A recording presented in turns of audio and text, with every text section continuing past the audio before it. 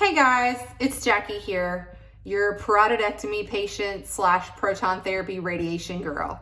And my goal with this video blog is just to give a resource to people going through the same thing and also to update people that have been following me. And I wanted to come on to be really clear about what's happening and also come at you with the good days and the bad. So today is not such a good day for a couple of reasons. In case you weren't aware, patients that have parotidectomy usually have tumors or cancer. Parotidectomy is removal of the parotid gland, and it sits about right here. And it is a salivary gland. It's your largest salivary gland. And so at the beginning of the summer, had to have my entire parotid gland removed because it had a lot of tumors in it. And so now I am back at the Mayo Clinic having some radiation, some proton therapy done, because when you have a parotidectomy, it's one of those things where you can miss some microscopic tumor cells, and these grow back, and they're called pleomorphic adenomas. And so when they grow back, they have the potential to get really bad. So anyway, the radiation should get rid of those microscopic cells that are left. So that's kind of what's happening. This is actually my second surgery. I had a surgery to remove partially the parotid gland 10 years ago. My surgeon at the time, that's a really long story, but the surgeon at the time did not get all the tumor. He actually spilled it everywhere. And when you breach the surface of a tumor, then all of those little cells have the potential to grow back, which is what happened to me. And so they grew back, and we went and we found that out. So I did have a second surgery. It was extremely complex. Dr. Moore here at the Mayo Clinic performed the surgery, and he is fabulous and amazing. I ended up, being able to save. You have to remember, all your facial nerves go through this parotid gland. So they literally have to dissect one by one all of your facial nerves. And you can see here my eyes were saved. I can still blink. I can do all the things. I can smile now. When I first had the surgery, not all of this, I couldn't. You can see though, I want to be really clear that I'm still having some paralysis. Before, smile. Now, it's coming back, but you can notice it when I talk, look a little bit like Stallone.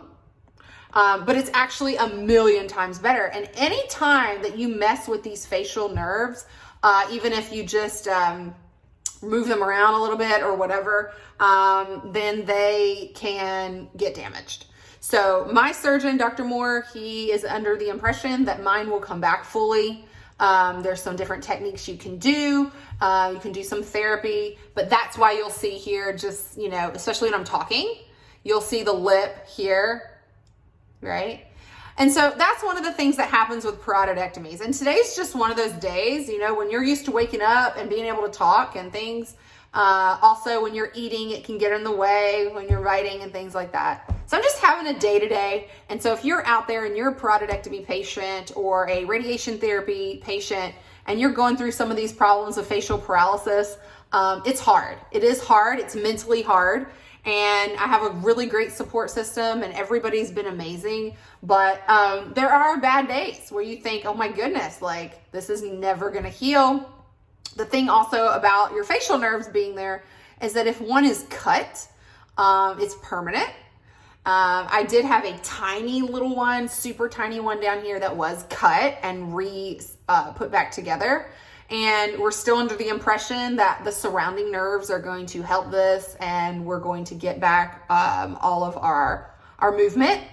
So we're praying for that. But a lot of patients that do have a parotidectomy, they end up looking like a stroke victim because half of their face no longer moves.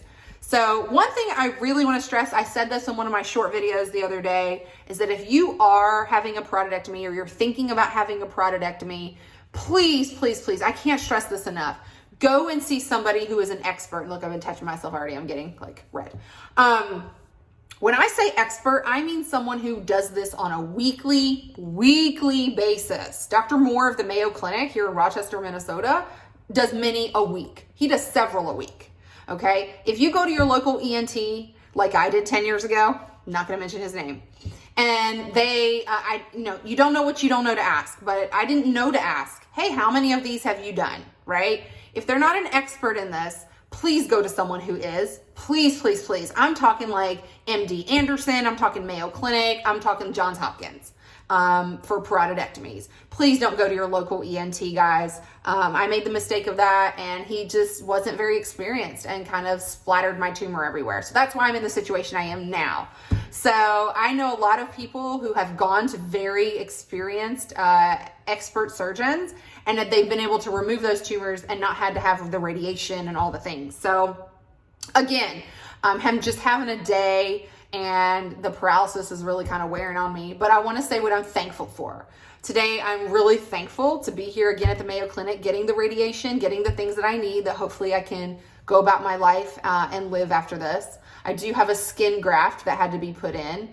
So I am dealing with a lot of the numbness here. A graft, I should say a fat graft rather. They took a really large amount of fat graft from my stomach and actually put it here on the parotid area. When you take out the parotid gland, it leaves a huge hole in your face, basically.